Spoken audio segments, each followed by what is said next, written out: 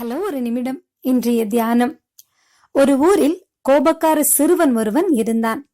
அவனுடைய அப்பா அவனுக்கு ஆணிகள் நிறைந்த பை ஒன்றை கொடுத்து, அவன் ஒவ்வொரு முறையும் தன் பொறுமையை இழந்து கோபப்படும் போது தன் வீட்டுக்கு பின் இருந்த மரத்தில் ஒரு ஆணியை அடித்து விடும்படி மகனிடம் ஆலோசனை சொன்னார். முதல் நாளே அவன் 28 ஆணிகளை அம்மரத்தில் அடித்திருந்தான். சில நாட்கள் சென்றன. தன் கோபத்தை அடக்க அவன் கற்றுக்கொள்ள ஆரம்பித்தான். தினசரி அவன் அடிக்கும் ஆணிகளின் எண்ணிக்கையும் குறைந்து கொண்டே வந்தது. தனது கோபம் படிப்படியாக குறைந்து வருவது பற்றி அவன் தன் தகப்பனிடம் பெருமையாக சொல்லிக் கொண்டான். இறுதியாக அவன் கோபமே படாதவனாக ஒரு நாள் மாற்றம் பெற்றான். நீ கோபப்படாத நாளில் ஒரு நாளுக்கு ஒரு ஆணியை அந்த மரத்தில் இருந்து பிடுங்கிவிடலாம் என்று மீண்டும் ஆலோசனை தந்தார் அவன் அப்பா. நாட்கள் மறைந்தன.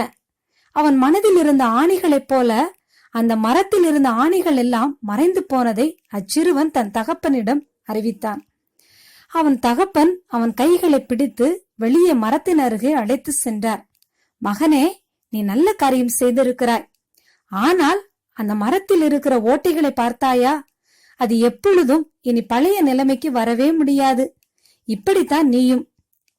கோபத்தில் வார்த்தைகளை கொட்டும் போது அந்த வார்த்தைகள் பிறர் மனங்களில் ஆறாத வடுக்களை உண்டாக்கிவிடும்.